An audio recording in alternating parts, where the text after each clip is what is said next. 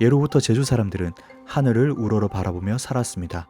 인간의 기륭도 하늘을 보면서 예측을 하고 삶이 고난할 때면 하늘에 있는 별님께 간절히 빌기도 하였습니다.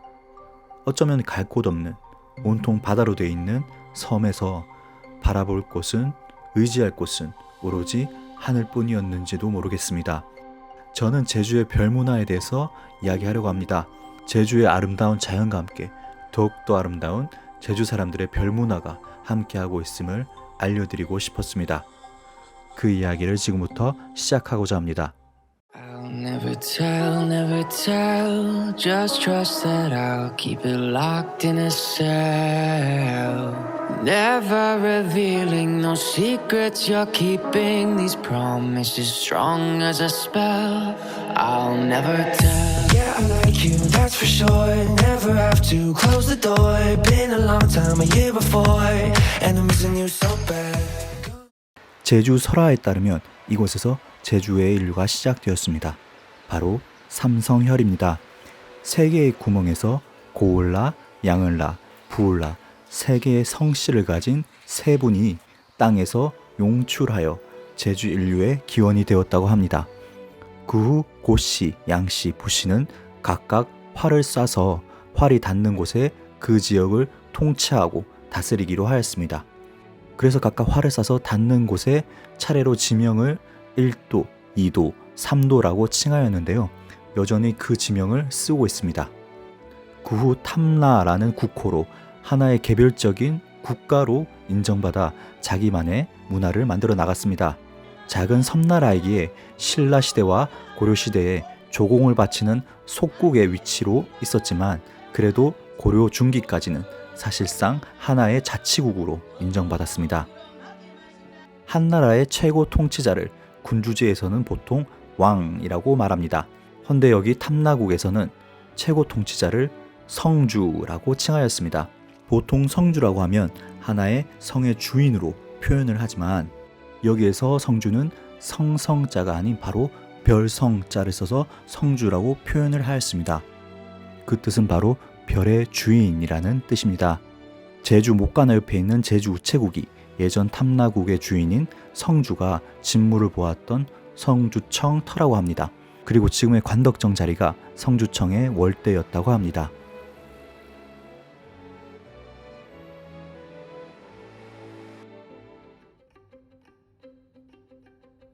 성주라는 칭호만 보아도 제주는 별과 우주에 관한 문화가 있다고 생각이 되는데요. 여기에 또 다른 이야기들도 있습니다. 제주에는 하늘에 제사를 올리는 7개의 제단이 있습니다. 바로 칠성대라고 하는 제단입니다. 7개의 제단, 칠성, 무언가 익숙하지 않으신가요? 네, 바로 하늘의 북두칠성과 같이 7개의 별을 본따 7개의 제단으로 만들어 놓은 것입니다. 7개의 제단의 위치로 살펴보면 꼭 하늘의 북두칠성과 비슷한 위치에 배치해 있습니다. 칠성대를 확인할 수 있는 고문어는 20종에 이릅니다. 그중 최초로 기록한 문어는 1530년에 편찬된 신증동국 여지승남이라는 지리서입니다. 지리서에서는 칠성대를 칠성도는 주성 안에 있고 돌로 쌓은 예터가 있다. 고양부 삼신이니 각각 1도, 2도, 3도로 나누어 차지한 후 북두칠성 모양을 본떠 대를 쌓아 마을을 이루어 살았다고 기록하고 있습니다.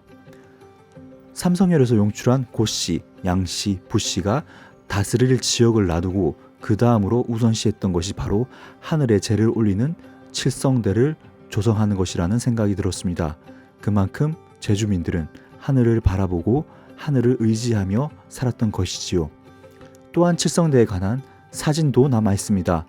바로 조선의 마지막 임금 순종의 장례식인데요.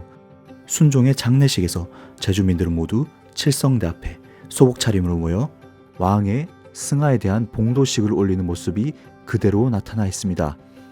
이렇듯 과거 제주민들에게 칠성대는 하나의 삶 속 뿌리 깊이 박혀있는 제단임과 동시에 안식처였습니다. 지구가 자전하며 별의 일추운동이 생기는데요. 그래서 북두칠성은 북극성을 바라보고 회전하는 것처럼 보입니다. 북극성은 지구의 자전축과 정북 쪽으로 딱 맞아 거의 움직이지 않는 것처럼 보입니다. 일주운동을 통해 많은 별들이 북극성을 바라보며 돌고 있습니다. 북극성은 그 자체로 우주에서 하나의 절대적인 위치를 가진 혹은 하나의 이상향과 같은 존재입니다. 제주에는 북두칠성을 상징하는 칠성대가 있습니다. 그럼 혹시 북극성을 상징하는 곳도 있을까요? 네, 있습니다. 바로 삼성열이 그것입니다. 제주 인류의 기원인 삼신인이 용출했다는 삼성열을 탐나시대 탐라인들은 탐나의 근본으로 설정한 것입니다.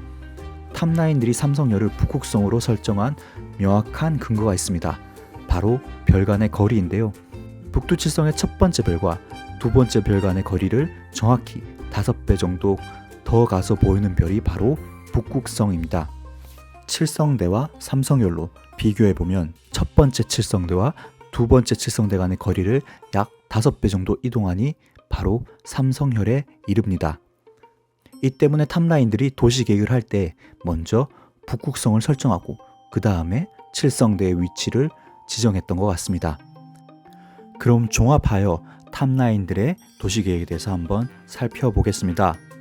먼저 둥그런 제주읍성이 하나의 우주이며 그리고 칠성대는 북두칠성으로 삼성열은 북극성으로 마지막으로 탐라시대 성주청의 월대인 지금의 관덕정은 달을 표상하여 우주와 북두칠성, 북극성, 달을 표현하는 하나의 우주도시를 계획한 것입니다.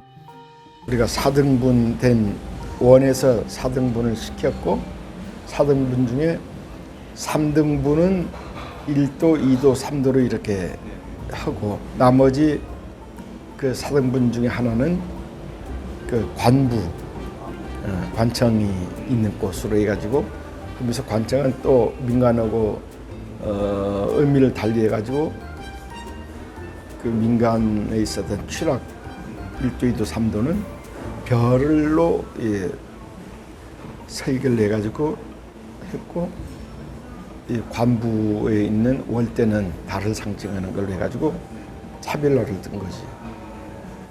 그리고 그것을 감싸는 성은 둥그런 형태로 해가지고 우주의 원형, 하늘은 둥글다고 하는 이런 그런 모델 속에 별과 달을 이렇게 집어넣었다는 점에서 대단한 지금 보더라도 도시 설계를 그렇게 할 수 있을까? 제주의 별문화에 대한 또 다른 이야기도 있습니다. 바로 한라산인데요. 혹시 한라산이란 이름이 어떤 뜻인지 아시나요? 한라산의 한자 뜻을 풀이하면 은하수한에 붙잡을라 그리고 매산입니다. 여기서 보통 한나라 한이라고 알고 있는 이 한자는 은하수라는 뜻도 함께 가지고 있습니다. 그러니 그 뜻은 은하수를 끌어당기는 산을 뜻합니다.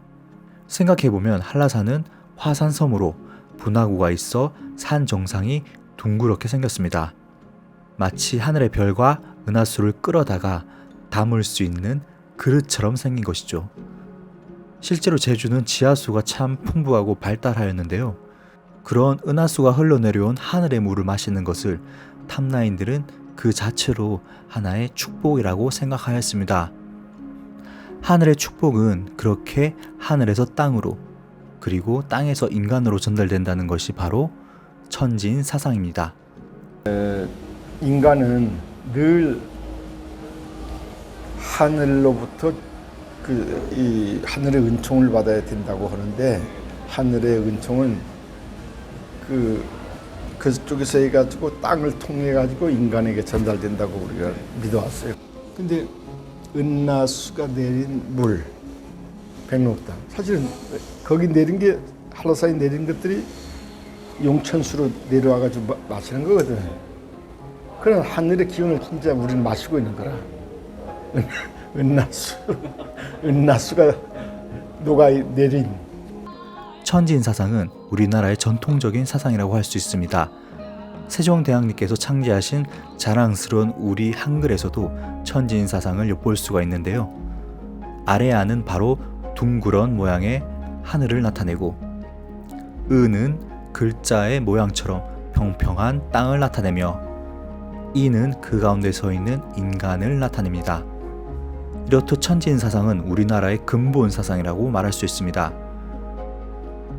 천진사상과 더불어 앞서 말한 칠성대의 근원이 되는 칠성신앙 또한 아주 오래된 우리나라의 전통사상입니다. 옛날 옛적 우리 조상님들은 정화수를 떠서 장독대에 올려놓고 칠성신께 간절히 빌며 정성을 드렸습니다. 북두칠성은 무병장수와 생사화복을 주관하는 별이라는 믿음을 가지고 있었습니다. 사람이 죽게 되면 다시 고향별인 북두칠성으로 돌아간다 하여 옛 사람들은 칠성판을 만들어 시신을 그 위에 받쳐 놓았습니다. 칠성신앙에 대한 이야기는 저 멀리 선사시대에서부터 찾을 수 있습니다. 바로 고인돌인데요. 놀랍게도 고인돌에서도 북두칠성 모양으로 구멍이 나 있는 고인돌을 볼 수 있습니다. 그 후 고구려 고분 벽화에서도 북두칠성 모양의 벽화를 확인할 수 있습니다. 또한 조선시대에 와서는 대장군이 휘하 장수들을 집결시키고 명령을 내리는 깃발인 초yo기 또한 북두칠성 모양으로 수놓아져 있습니다. 우리나라의 국보 동의보감에서도 북두칠성에 대한 이야기가 나오는데요. 동의보감 양생문에서는 하늘은 북두칠성을 깃틀로 삼고 사람은 마음을 깃틀로 삼는다. 하늘과 땅과 해와 달은 모두 북두칠성의 힘으로 돌린다고 말하고 있습니다. 이 밖에 소개해드리지 못한 칠성신앙에 대한 이야기는 정말이지 많이 있습니다. 그만큼 우리 민족은 하늘을 믿고 따르는 천진사상과 별과 우주를 숭배하는 칠성신앙이 뿌리 깊이 존재하였습니다. 그런데 이런 근본이 되는 가치들은 지난 100여 년간 우리들의 마음속에서 점점 사라지게 되었습니다. 일제에게 나라를 빼앗긴 1910년부터 1945년까지 일제는 문화 말살 정책을 펼쳐나갔습니다. 제주도도 예외는 아니었습니다. 일제강점기에 제주 읍성이 집중적으로 해철되었고 관청인 제주 목관화 그리고 칠성대까지 해철되어 그 자치를 감추게 되었습니다. 제주의 중심이 모두 일제강점기를 거치며 사라진 것입니다. 그뿐만 아니라 정치 이념과 대립으로 무고한 제주도민들이 무참히 학살당한 제주 4.3 사건 그리고 한국전쟁을 거치면서 우리의 정신과 가치가 송두리째 그 흔적을 감추게 되었습니다. 우리가 모든 게 그래요. 나라도 잃어버리고 이제 뭐 탐나던 건 옛 구태연한 고적이라는 게 그런 느낌이 있거든. 구태연한 느낌. 새마을운동할 때 옛것은 나쁜 것이야. 그 웬만한 거 다 헐어버리라고 하는 그런 그리고 하다가 해방이 됐지만은 해방 속에서 사삼 나가지고 뭐 그냥 계속 3, 4년 동안 해가지고 완전 초토화시키는 식으로 해버렸고 그 다음 또 한국 전쟁으로 들어와 버렸고 도시재생은 역사 문화에 대한 재생까지 그 사업을 포괄하고 있습니다. 일제강점기 일제는 우리의 정체성을 빼앗아갔습니다. 그 후 급속도로 성장한 대한민국의 이면에는 여전히 회복하지 못한 우리들의 정체성이라는 과제가 남아 있습니다.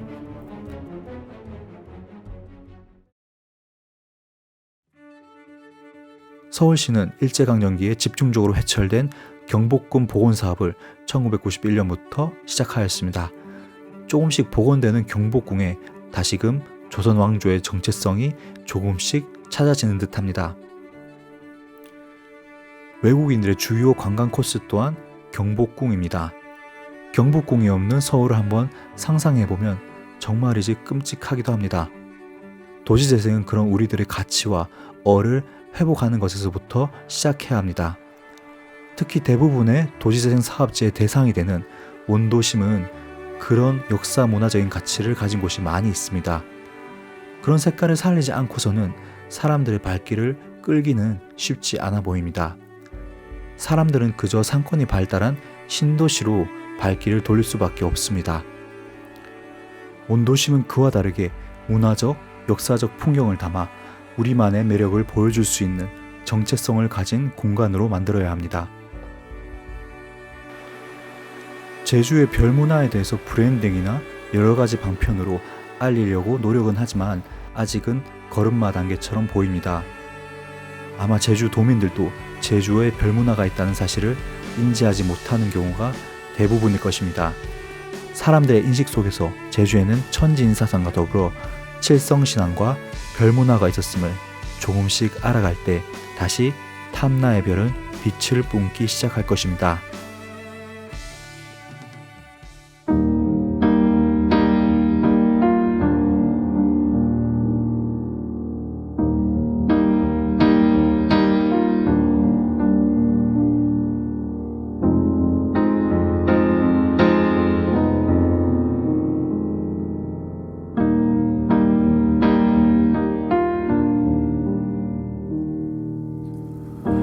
모든 일의 처음에 시작된 정직한 마음을 잃어갈 때 포기했던 일들은 신념으로 날 세울 때 별처럼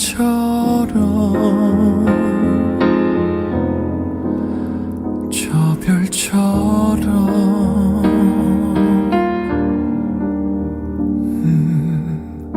삶과 죽음에 답 없는 끝없는 질문에 휩싸인 채도 아무것도 하지 않는 일에 빠져 혼자 괴로울 때조차 별처럼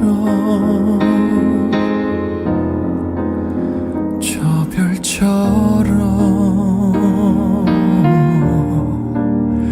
난 별,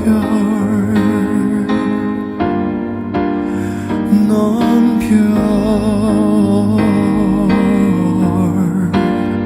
먼 별, 빛나는 별, 빛나는 별.